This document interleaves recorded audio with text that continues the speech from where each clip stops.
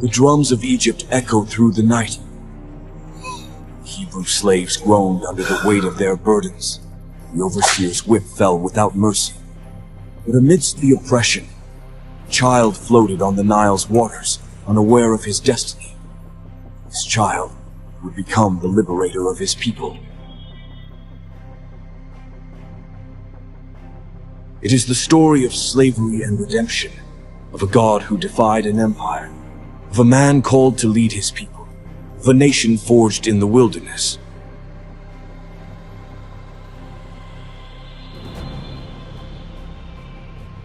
Of the promise that would transcend generations. The gods of Egypt could not stop him. The seas could not hinder him. The armies could not defeat him. For when God chooses to free his people, nothing can stand in his way. God's people are not slaves. How did a slave defy a pharaoh? How did a sea split in two? How did a nation walk 40 years in the wilderness and survive? This is not just an ancient tale. It is a warning, a message, and a revelation for all ages. Let my people go.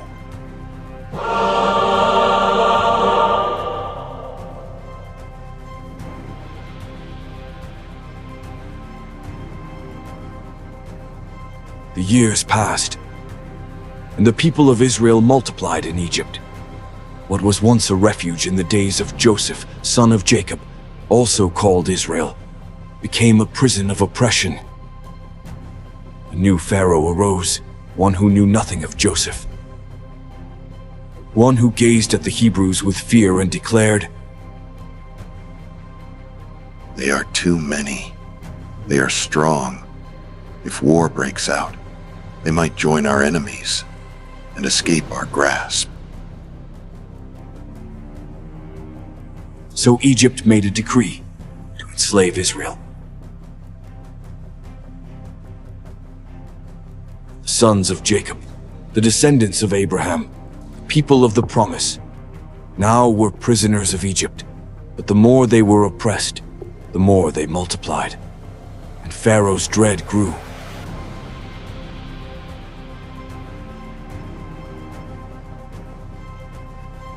If they keep multiplying, we will lose control.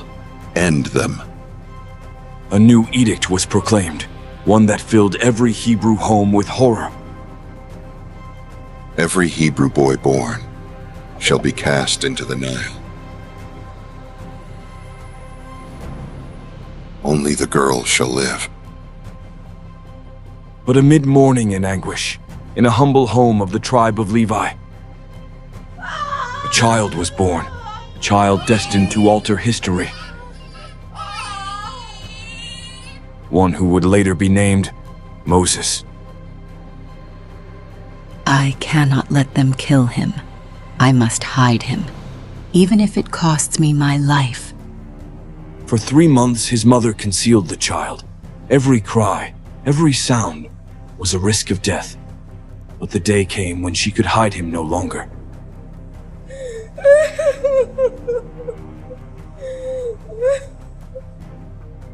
So she made a choice. She prepared a basket, sealed it with tar, and placed her son inside. It was then that Miriam, Moses' sister, whispered urgently, "Mother, what will you do?" I'll place his life in God's hands.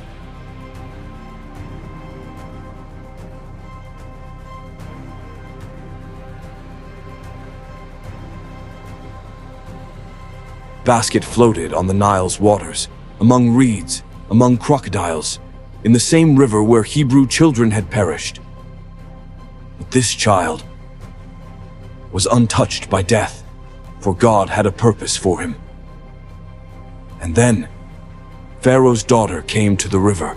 She saw the basket among the reeds. When she opened it, the child cried, and her heart was moved. This is a Hebrew child, but I will raise him as my own. And so, the child destined to free Israel was raised in Egypt's palace, given royal education, trained as a prince. But in his heart, he was no Egyptian. He was a Hebrew. And one day he would discover this in the most painful way.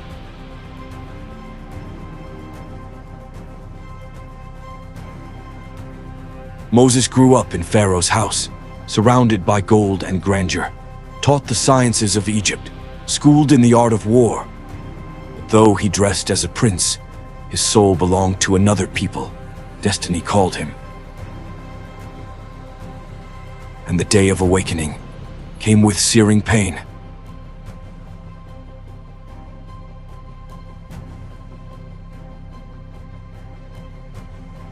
One day Moses went to visit his people, the Hebrews. He walked among the slaves, their hands calloused, faces streaked with sweat and tears. And then he saw it, an Egyptian overseer, savagely whipping a Hebrew slave, again and again. No mercy. Moses felt fury burn within him. I stepped forward. No one else was there. No witnesses. The overseer kept striking him again and again. And then I acted. Moses raised his hand, and the Egyptian fell dead. Brief silence followed. The Hebrew slave fled. But Moses knew what he'd done. Moses knew his life would never be the same. He buried the body in sand and ran. The next day, as Moses tried to stop a fight between two Hebrews, one glared at him with scorn and spat. Who made you our judge? Will you kill me like you killed the Egyptian? Fear gripped Moses. The news had spread.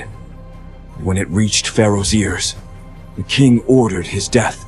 Moses fled the palace where he was raised, fled the people he was meant to free, fled aimlessly until he reached the land of Midian. And there, his life shifted.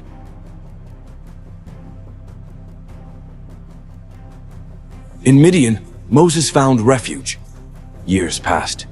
He married Zipporah, daughter of Jethro, priest of that land. For 40 years he became a shepherd. The life of Egypt faded behind him. The mission of his youth faded into the desert sands. But God had not forgotten Moses, for one day, on God's mountain, fire called to him. It was an ordinary day. I led the sheep along Mount Horeb's slope. Then I saw it, a bush, aflame with fire, yet not consumed. Moses drew near, and suddenly the fire spoke. Moses, Moses, Here I am. do not come closer. Remove your sandals, for the ground you stand on is holy ground. Moses fell to his knees and hid his face, for he knew who spoke.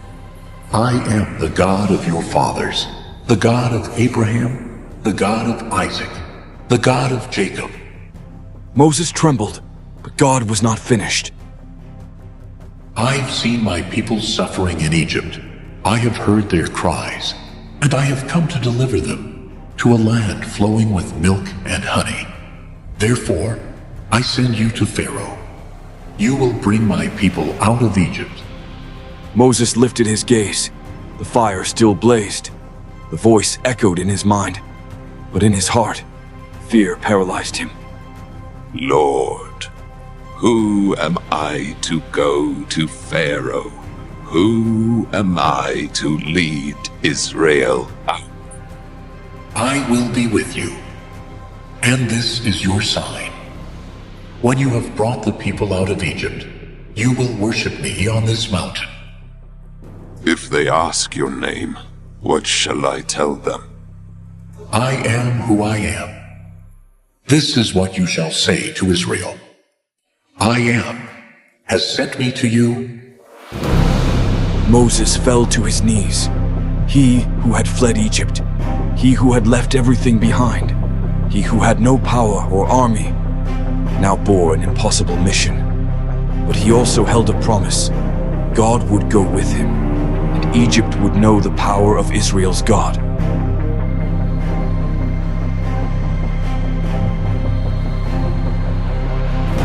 Moses descended from Mount Horeb. The fire still burned in his mind. The echo of God's voice still thundered in his heart. Yet the task God had given seemed unthinkable. He was but a shepherd, no leader, no speaker, no warrior. Now he must defy the mightiest king on earth. Lord, I am not a man of words. Never have been. My tongue is slow. My speech faltering. Who gave man his mouth? Who makes the mute speak, the blind see? Is it not I, the Lord? Go, I will be with you and teach you what to say. Lord, send someone else. Silence fell on the mountain. God's resolve did not waver. Aaron, your brother, will speak for you. Take this staff in your hand, for with it you will perform signs. And so Moses left the wilderness and returned to Egypt. The man who had fled as a fugitive now came back as God's messenger. With Aaron, he stood before Israel's elders, told them all God had spoken. The elders believed. They bowed and worshipped, for they knew God had not forgotten them.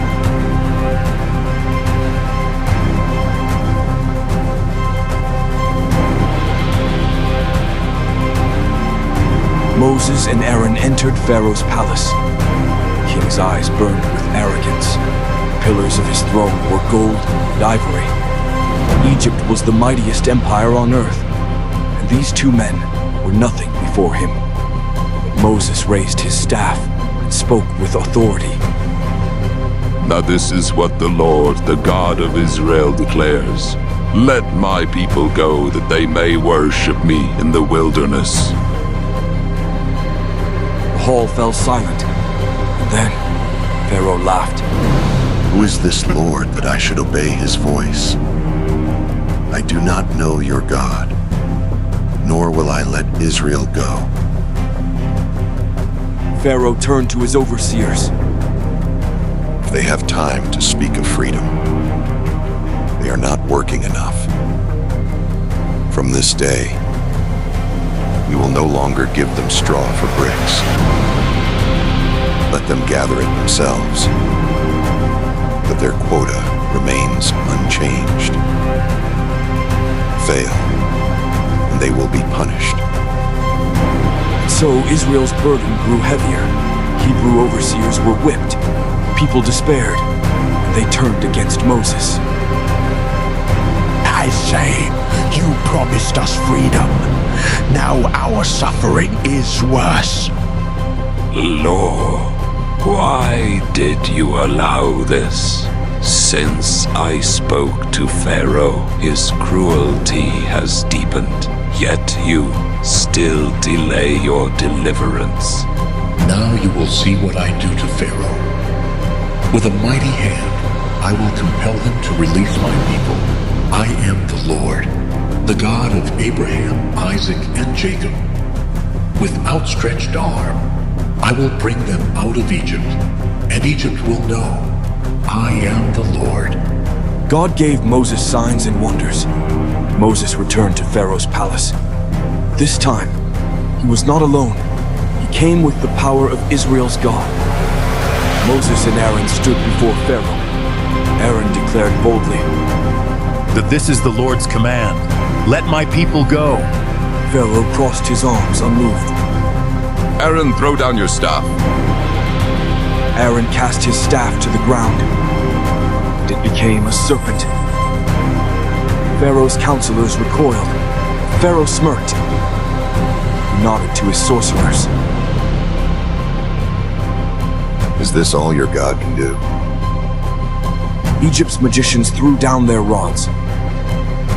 and they too became serpents. Then Aaron's serpent devoured theirs. Priests trembled. Yet Pharaoh hardened his heart. This is nothing but cheap sorcery. My answer stands. Israel will not go. So God's judgment fell upon Egypt, and no evil power could stop it. Egypt defied God. Pharaoh hardened his heart. He refused to hear, refused to bow. Now, God would speak through judgment, not with words, but with signs. Signs Egypt would never forget. First plague. Moses and Aaron stood at the Nile's edge, the river of life, Egypt's pride. But now, it would become its ruin. Moses exclaimed, This is the Lord's decree. Let my people go, or the Nile's waters will turn to blood. Aaron raised his staff, struck the water, and the river turned crimson. Fish floated dead. Stench spread across the land. Egyptians scrambled for water. Every spring, well, and stream came blood. This doesn't impress me? My magicians can do the same. Pharaoh hardened his heart and refused to free Israel.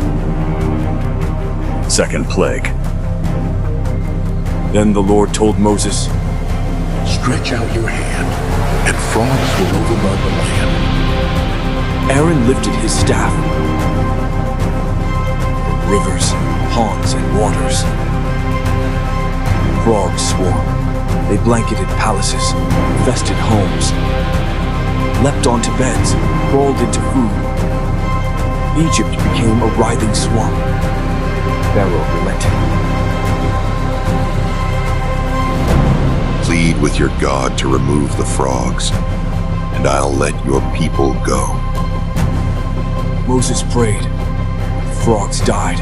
Rotting carcasses choked the air. When Pharaoh saw relief, he hardened his heart, kept Israel enslaved. Third plague. Then the Lord commanded Moses, Strike the dust, and it will become lice. Aaron struck the ground.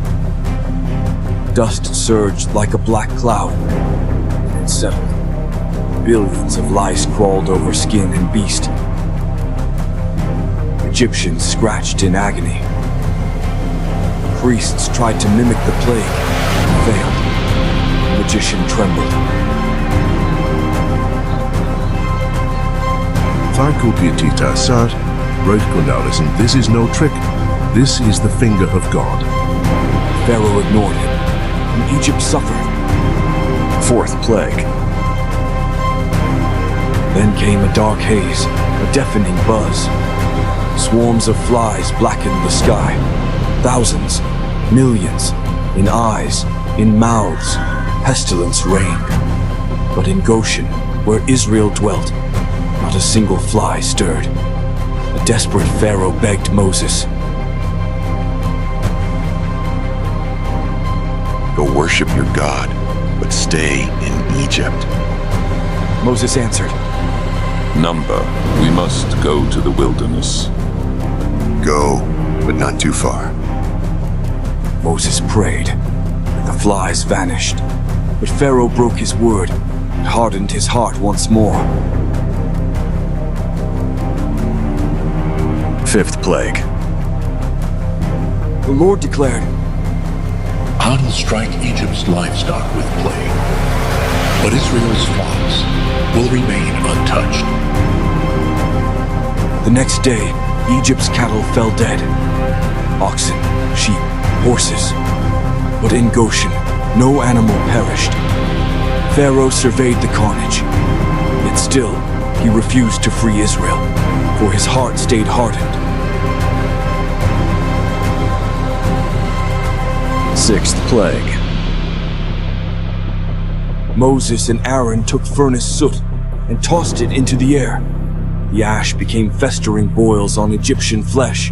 Painful sores covered their bodies. Egypt's magicians could not even stand before Moses. But Pharaoh would not yield. Seventh plague. Moses raised his staff. The sky turned black. Wind roared, then fell. Hail and fire entwined. Storms crushed fields. Trees were torn from roots. Men and beasts died. Egypt had never seen such fury. Pharaoh cried in terror. I have sinned again. Plead with your God to end this storm, and I will let you go. Moses prayed. The hail ceased. Once more, Pharaoh hardened his heart.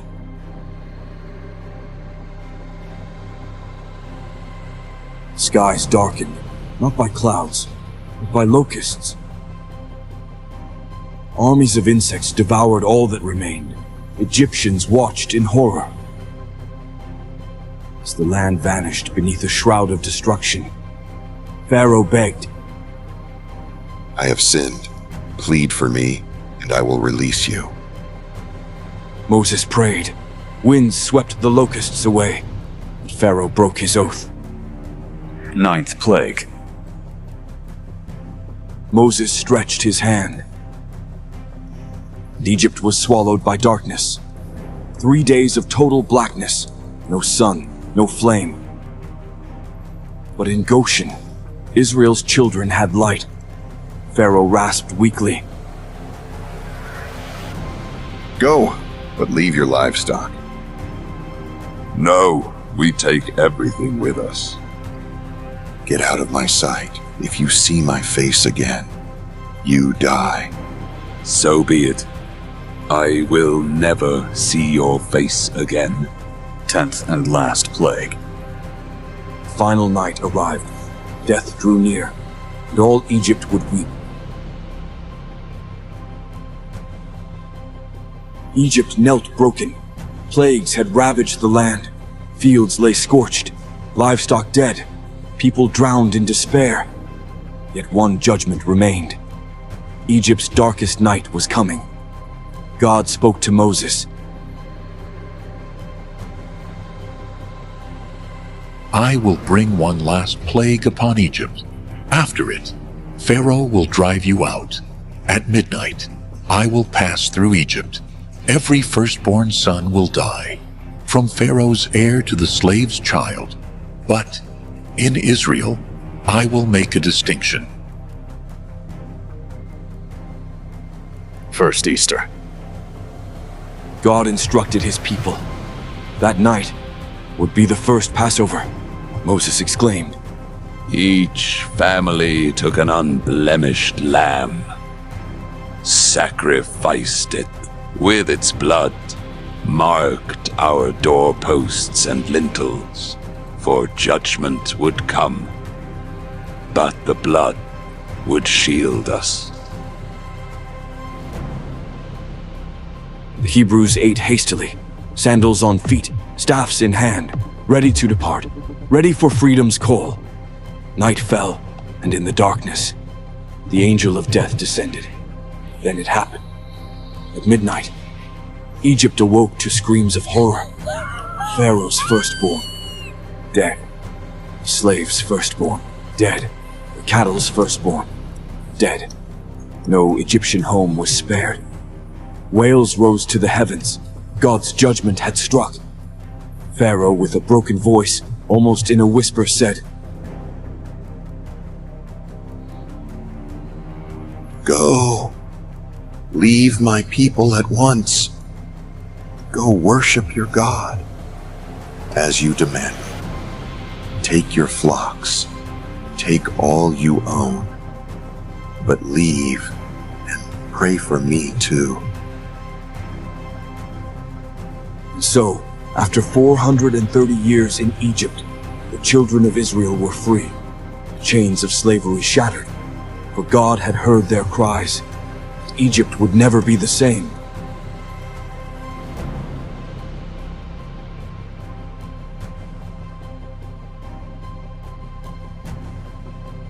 The final night in Egypt had passed.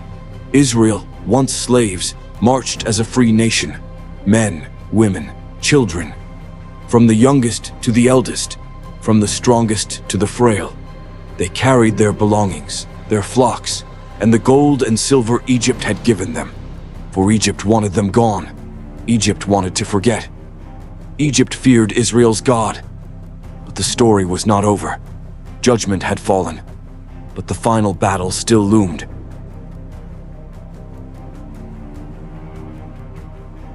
God did not leave them alone. By day, a pillar of cloud guided their path. By night, a pillar of fire lit their way. Moses led them forward. God's promise awaited. But their enemy was not finished. What have we done? We let the Hebrews go. We must bring them back. Pharaoh rallied his army. 600 elite chariots, thousands of soldiers, Egypt's most feared horsemen. With fury burning in his heart, he pursued Israel. Israel marched on. Children laughed, elders smiled. But suddenly, screams erupted. From the rear, panic spread. Israel was trapped. Before them, the Red Sea. Behind them, Pharaoh's army. Freedom seemed a mirage. The desert offered no escape. Fear clouded their hearts. Terror gripped their minds. But Moses did not waver. For Moses knew what they did not. Moses, did you bring us here to die? Were there no graves in Egypto? Fear clouded their hearts. Terror gripped their minds. But Moses did not waver. Moses knew what they did not.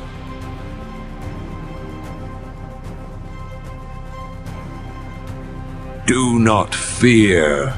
Stand firm and witness the Lord's deliverance. The Egyptians you see today, you will never see again. The Lord will fight for you, and you need only be still. God spoke to Moses. Lift your staff. Stretch your hand over the sea. Divide it, that Israel may cross on dry ground. Moses raised his staff, and the wind roared, fierce, relentless, unstoppable. The waters split in two. To the right, a wall of water. To the left, another wall. Between them, path to freedom. Israel stared in awe, one by one.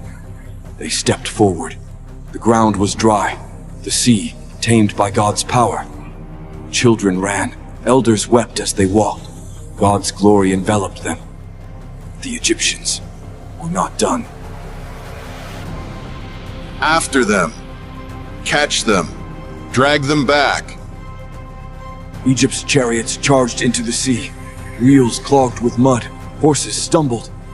Panic surged among soldiers.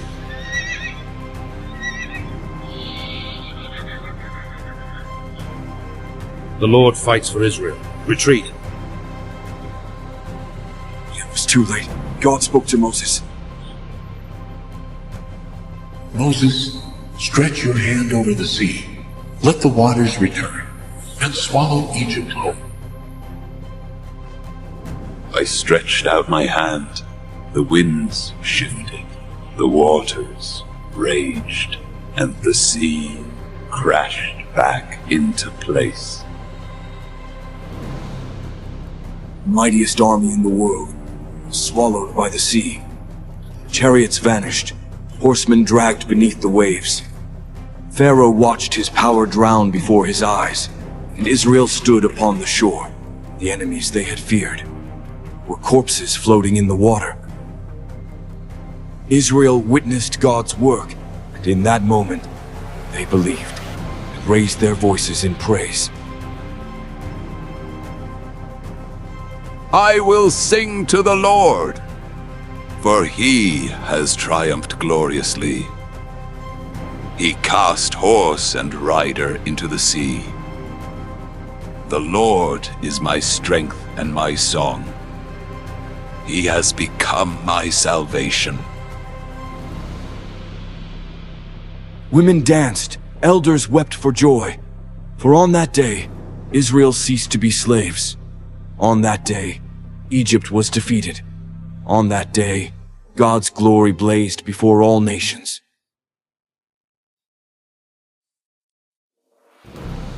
Israel crossed the sea. Egypt faded behind. But freedom was more than escape. God had not brought them out of Egypt just to be free. He brought them out to be his people. Yet before entering the promised land, they would receive his law. And at Mount Sinai, God would call them to an eternal covenant. 3 months after leaving Egypt, Israel reached the Sinai wilderness. They camped at the mountain's base. God spoke to Moses. Come up to me, Moses. Tell Israel these words. You saw what I did to Egypt, how I carried you on eagle's wings. If you obey my voice and keep my covenant, you will be my treasured possession, a kingdom of priests, a holy nation. Moses obeys. I went down and gathered the people. I told them all the Lord had said. And with one voice they answered, We will do all the Lord has spoken. On the third day, Mount Sinai quaked. Thunder split the sky, lightning flashed, a thick cloud shrouded the peak, and the blast of a heavenly trumpet shook the air. Israel trembled. Elders fell to their knees, children hid in their mothers' arms. The Lord had descended in fire. Smoke engulfed the mountain. God's voice boomed like a roar that shook the earth. I am the Lord your God, who brought you out of Egypt, out of the house of slavery. You shall have no other gods before me. You shall make no idols, nor bow to them. You shall not misuse my name. Remember the Sabbath to keep it holy. Honor your father and mother. You shall not murder. You shall not commit adultery. You shall not steal. You shall not lie. You shall not covet what belongs to your neighbor.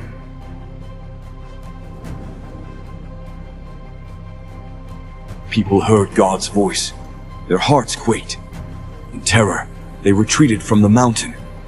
Then the Israelites pleaded, Moses, you speak to God and tell us what he says. But let God not speak to us directly, or we will die. Do not fear.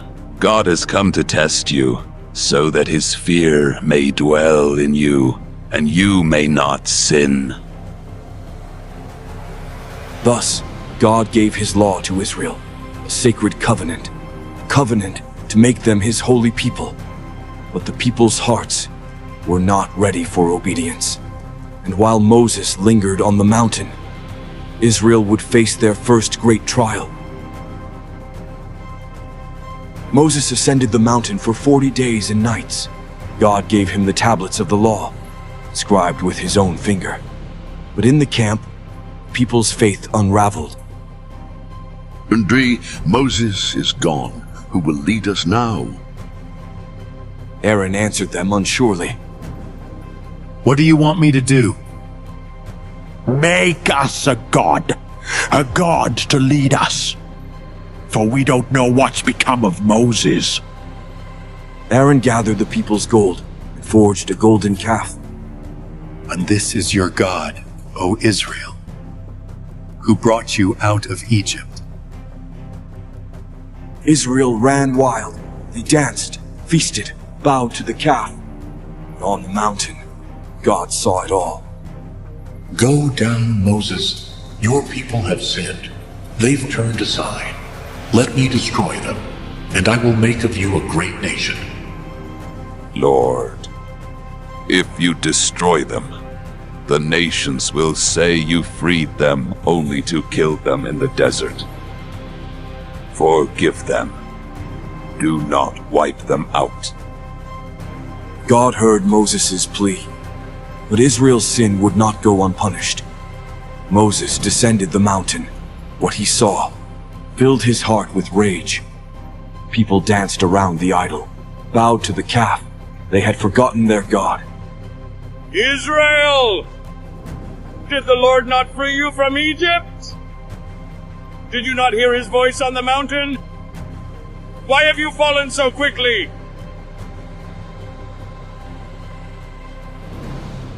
Moses raised the stone tablets and shattered them at the mountain's base. He seized the golden calf, melted it in fire, ground it to dust, mixed it with water, and made the people drink. Moses exclaimed, "Whoever stands with the Lord, come to me." The sons of Levi rallied to Moses, and God's judgment fell on the idolaters. That day, 3,000 men died, and the people's hearts were broken. Moses climbed the mountain again, and once more pleaded for his people. Lord, I have found favor in your eyes. Let me see your glory. I will cause my goodness to pass before you, but my face no one can see and live. God renewed his covenant, gave Moses new stone tablets, and his glory blazed upon the mountain. From that day, Israel was no longer just freed slaves. They were a holy nation, people set apart for God. But their journey was far from over. Before entering the promised land, they would face their greatest trial yet.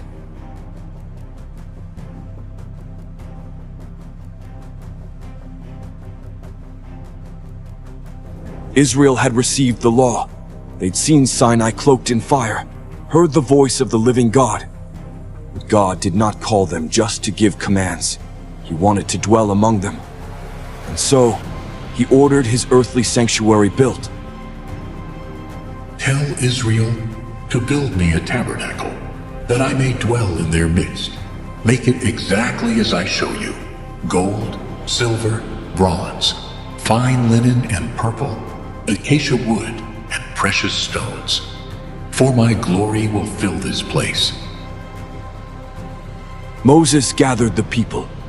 Israel brought their offerings. Artisans were filled with divine skill. Curtains were woven, the ark crafted, the lampstand forged, the altar consecrated. When the tabernacle stood complete, God descended upon it. A cloud covered the sanctuary, and the Lord's glory filled it so fully, not even Moses could enter. By day, the cloud shielded the camp. By night, fire lit Israel's way. When the cloud lifted, the people marched. God led them. God was with them. But though God dwelled among them, Israel's hearts remained rebellious, and their truest test was about to begin. People marched from Sinai. The promised land was near. The path ahead would test their faith. For though God had brought Israel out of Egypt, Egypt still lived in them. And soon, their unbelief would bring judgment. They'd barely journeyed into the wilderness, when some began to grumble. We have no water. Did Moses bring us here to die of thirst? Moses cried out to God. God made water flow from the rock. Soon after, We have no food. In Egypt we had bread and meat. God sent manna from heaven. Each morning, bread covered the ground like dew, and each night, quail filled the camp to feed them. Yet the people remained unsatisfied. They kept grumbling, kept rebelling, until the day their unbelief condemned them.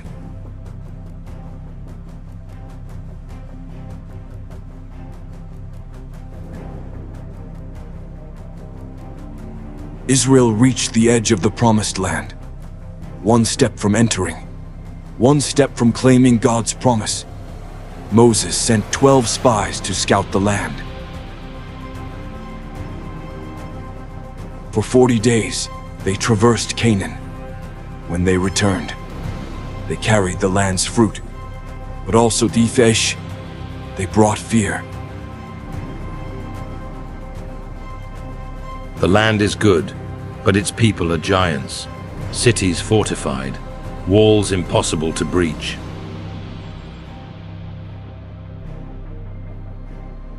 We can't conquer it. We'll be devoured. The people listened, and fear consumed their hearts. That very night, Israel rebelled against God. Let's return to Egypt. We will not enter this land. Then Joshua and Caleb declared, Do not fear. If the Lord delights in us, he will give us this land. Do not rebel against him. The people threatened to stone them. At that moment, God's glory descended. How long will this people despise me? They've seen my glory. They've seen my signs. Yet still, they do not trust. Therefore, I swear, you will not enter the land.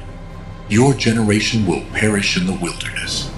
Your children will inherit it, but you will wander 40 years. Moses fell to his knees. People wailed in despair. The judgment had been spoken. They would never enter the promised land. Yet rebellion was not over. In the wilderness, a man named Korah rose against Moses.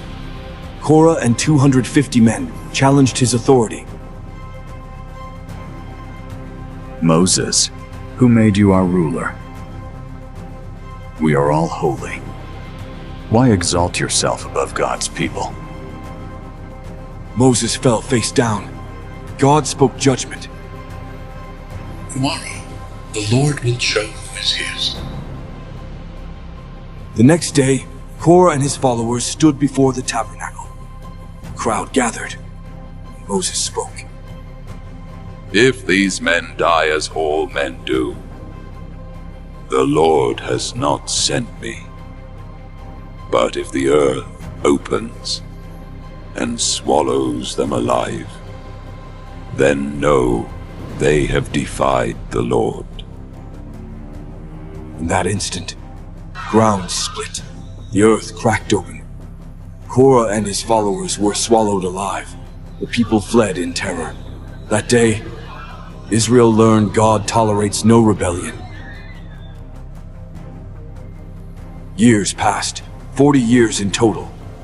Israel wandered the wilderness. One generation died, another grew under God's provision. Egypt's slavery was now a distant memory. The people stood at the promised land's threshold. Before crossing the Jordan, they needed final instruction. Moses had one last lesson for his people. Israel assembled. Thousands gathered before Moses, faces eager, hearts pounding. Then, Moses spoke. Hear, O Israel, the Lord our God, the Lord is one. Love the Lord your God with all your heart, with all your soul, with all your strength. These words I command you today must be on your hearts. Teach them to your children. Speak them in your home, when you lie down and rise up. Bind them on your hands. Write them on your foreheads. For the Lord is your God. There is no other. The people listened in silence, for Moses was not just speaking, he was When warning. you enter the land, do not forget the Lord. Do not bow to Canaan's gods. Do not break the covenant. If you forget the Lord, if you rebel against his law, curse will follow you. But if you keep his commands, you will be blessed above all nations. You will live in houses you did not build, harvest vines you did not plant, and the Lord will fight for you, for he is your God. and you are his people.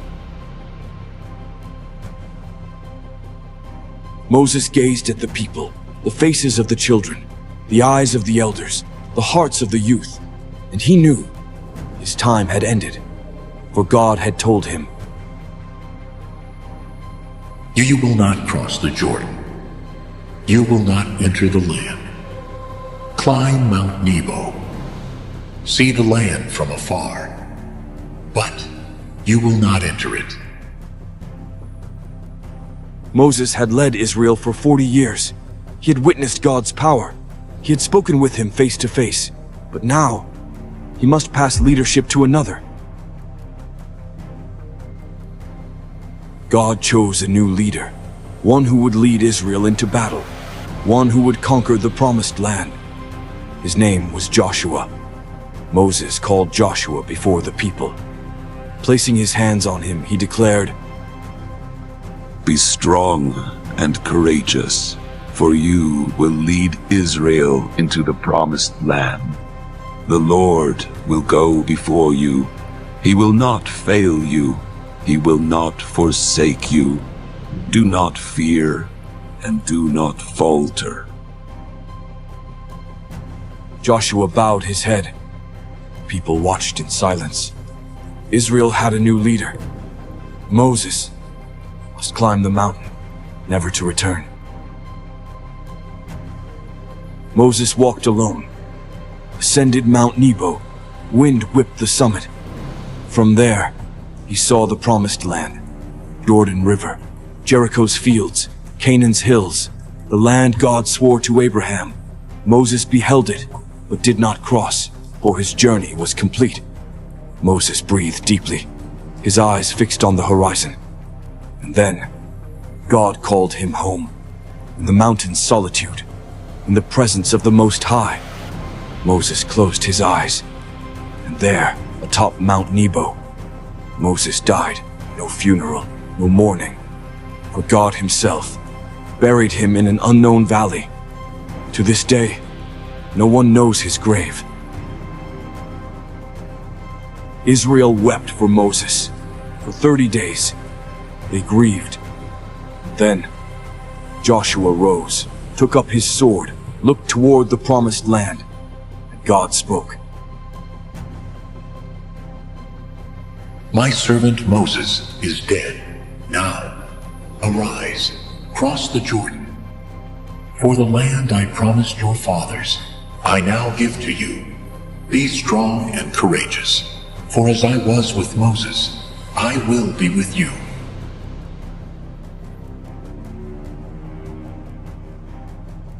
Thus ended Moses' life. He did not enter the land, but left an eternal legacy. For the law God gave him lived on, and his name was never forgotten, for never again did Israel have a prophet like Moses, one whom God knew face to face.